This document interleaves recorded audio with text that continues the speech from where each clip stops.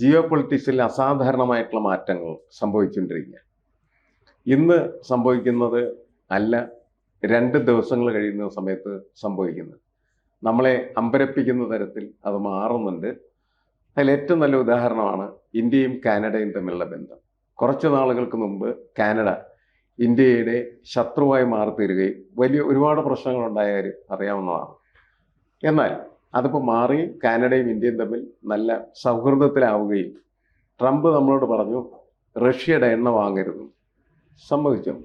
പക്ഷെ നമ്മളിപ്പോൾ അമേരിക്കയുടെ തൊട്ടടുത്ത് നിന്ന്, അല്ലെ അമേരിക്കയിൽ നിന്ന് പോലും എന്ന് പറയാവുന്ന രീതിയിൽ കാനഡയിൽ നിന്ന് വാങ്ങാൻ പോകുന്നു എന്നുള്ളതാണ്.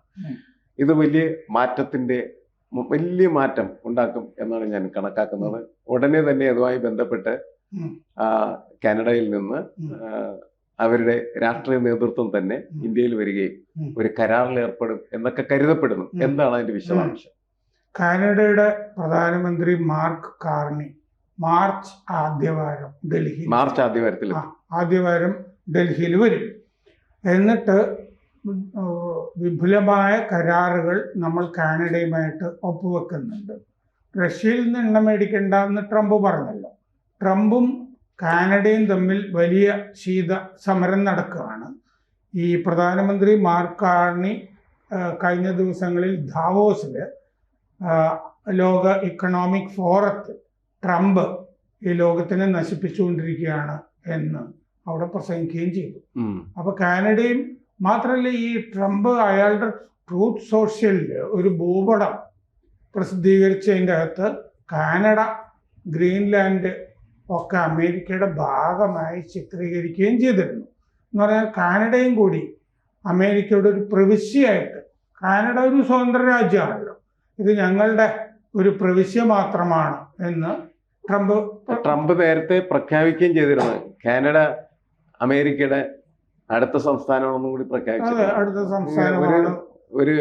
ഒരു മര്യാദയില്ലാതെ ഇങ്ങനെ സംസാരിക്കുക മാത്രമല്ല പ്രവർത്തിക്കുകയൊക്കെ ചെയ്യുന്ന ആളായി ട്രംപ് മാറിയിട്ടുണ്ട്. അപ്പൊ എന്ത് പറ്റിയെന്ന് വെച്ചാൽ 98% കച്ചവടവും കാനഡ അമേരിക്കയുമായിട്ട് നടത്തിക്കൊണ്ടിരിക്കുകയായിരുന്നു.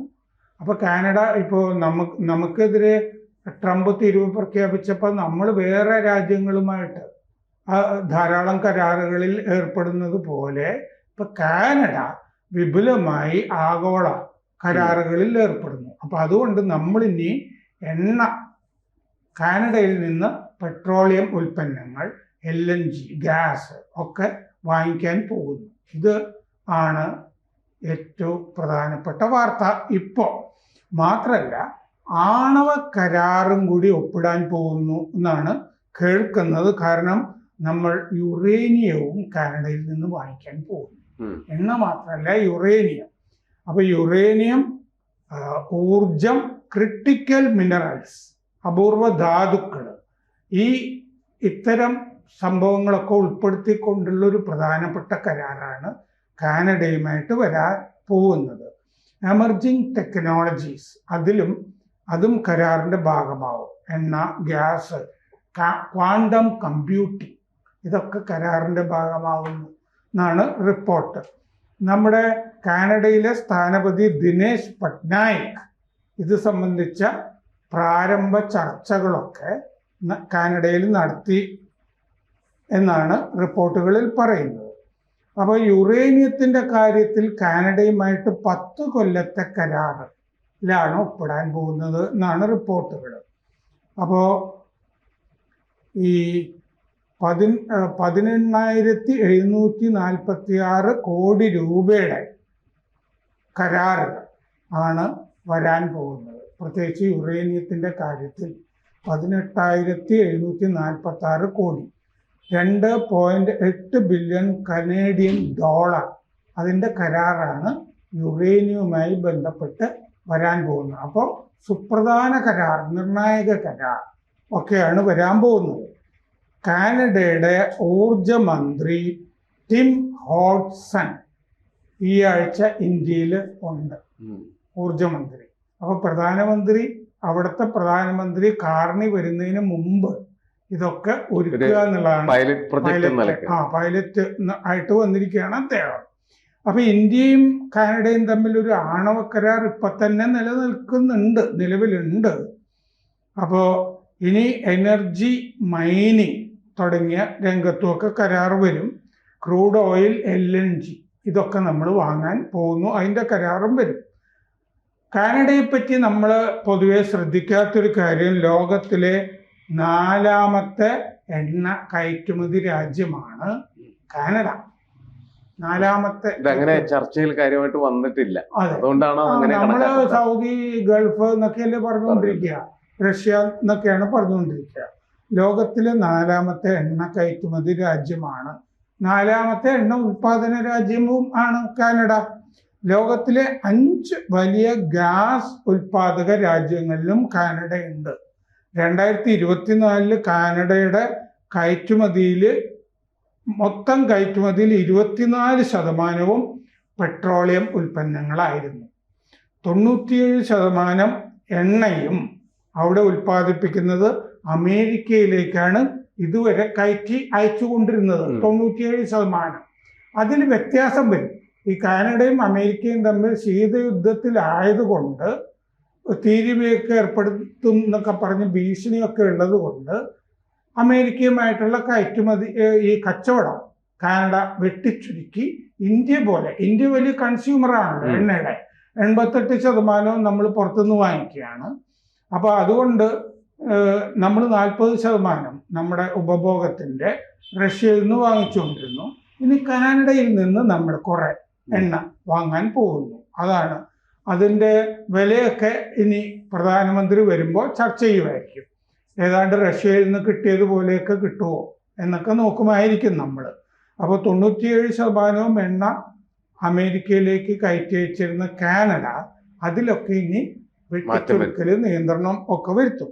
2024 അമേരിക്ക $150 ബില്യൺ എണ്ണ കാനഡയിൽ നിന്ന് വാങ്ങിച്ചിരുന്നു. അതായത് ട്രാൻസ് മൗണ്ടൻ എക്സ്പാൻഷനൊക്കെ കാനഡയിൽ നടത്തിയത് അങ്ങനെയാണ്.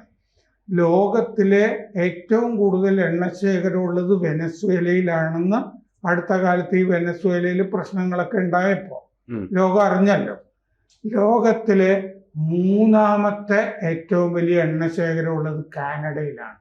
അതുപോലെ ശ്രദ്ധിക്കേണ്ട ഒരു കാര്യമാണ്, ലോകത്തിലെ ഏറ്റവും വിസ്തൃതമായ രാജ്യങ്ങളിൽ ഒന്നാണ് കാനഡ. ജനസംഖ്യ കുറവാണെങ്കിലും വിസ്തൃതി വളരെ മുന്നിൽ നിൽക്കുന്ന രാജ്യമാണ് കാനഡ. അവിടെ ഒൻറ്റാറിയോയിലാണ് ആദ്യം എണ്ണ കണ്ടെത്തിയത്. ജെയിംസ് മില്ലർ വില്യം ആദ്യത്തെ എണ്ണക്കിണർ കുഴിച്ചത് കൈകൊണ്ടായിരുന്നു. 1858 4.26 മീറ്റർ കൈകൊണ്ട് കുഴിച്ചപ്പോൾ എണ്ണ കണ്ടെത്തി മില്ലർ. അപ്പോൾ അത് കഴിഞ്ഞ് കനേഡിയൻ ഓയിൽ കമ്പനി അദ്ദേഹം അവിടെ സ്ഥാപിച്ചു. 1864 ഒൻറ്റാറിയോയിൽ 20 റിഫൈനറികൾ ഉണ്ടായിരുന്നു. 1900 പിന്നെ ഒൻറ്റാറിയോ ഈ എണ്ണ കുറഞ്ഞു എക്സ്പ്ലോയിറ്റ് ചെയ്തിട്ട് 1914 ടേണർ വാലിയിൽ എണ്ണ ഉൽപ്പാദിപ്പിക്കാൻ തുടങ്ങി. അത് ആൽബർട്ടയിലെ കാൽഗരിയിലാണ്. ഇപ്പൊ പല ഭാഗത്തും എണ്ണപ്പാടങ്ങളും ഒക്കെ ഉണ്ട്. അപ്പോൾ കാനഡ ഇന്ത്യയെ സംബന്ധിച്ചിടത്തോളം ഒരു പ്രധാനപ്പെട്ട കച്ചവട പങ്കാളിയാകുന്നു. നമ്മളിത് ശ്രദ്ധിക്കേണ്ടത്, അവിടെ ഒരു സിഖ് കക്ഷി അവിടെ 3ാമത്തെ രാഷ്ട്രീയ കക്ഷിയൊക്കെ ആവുകയൊക്കെ ചെയ്തിരുന്നു അവിടുത്തെ പാർലമെന്റിൽ. അതുകൊണ്ട് സിഖുകാർ അവിടുത്തെ ഒരു വോട്ട് ബാങ്ക് എന്നുള്ള നിലയ്ക്ക് ഈ ഖലിസ്ഥാൻ വാദത്തിനെ ട്രൂഡോയുടെ കാലത്ത് കാനഡ വല്ലാതെ അങ്ങ് പ്രോത്സാഹിപ്പിച്ചിരുന്നു. അങ്ങനെയാണ് അവിടെ ഹർദീപ് സിംഗ് നിജ്ജർ എന്ന് പറഞ്ഞ ഖലിസ്ഥാൻ തീവ്രവാദിയെ 2023 കൊന്നു. ഇത് കൊന്നത് ഇന്ത്യയാണെന്ന് ട്രൂഡോ പറഞ്ഞു. ഒരു തെളിവും ഇല്ലാതെയാണ് അയാൾ പറഞ്ഞത് പച്ചക്കള്ളമാണെന്ന്. പിന്നെ അവിടുത്തെ പാർലമെന്റ് കമ്മിറ്റിയുടെ മുമ്പിലൊക്കെ പലരും അവിടുത്തെ തന്നെ തെളിവൊക്കെ കൊടുത്തതാണ്. അപ്പൊ നിജ്ജറിന്റെ കൊലപാതകം നമ്മുടെ തലയ്ക്കൊക്കെ വെച്ചിട്ട് ട്രൂഡോയും നമ്മളും തമ്മിൽ വലിയ ശത്രുതയിലായി. ഇന്ത്യയും കാനഡയും തമ്മിൽ വലിയ ശത്രുതയിലായി. ആ ശത്രുത ഇപ്പോൾ ട്രൂഡോ രാഷ്ട്രീയത്തിൽ നിന്ന് ഔട്ടായി. ഇത് ഈ അയ്യപ്പനോട് കളിച്ചാൽ ഇങ്ങനെ സംഭവിക്കുന്നു ഇവിടെ പറയാറില്ലേ എന്ന് പറഞ്ഞ പോലെയാണ്. മോദിയോട് കളിച്ചപ്പോൾ ട്രൂഡോ ഔട്ടായി പോയി. ഔട്ടായി.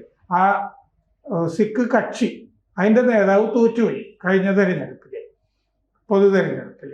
ഇപ്പോൾ കാനഡയും ജയശങ്കർ അവിടെ പോയി ചർച്ചയൊക്കെ നടത്തിയിരുന്നു, വിദേശകാര്യമന്ത്രി.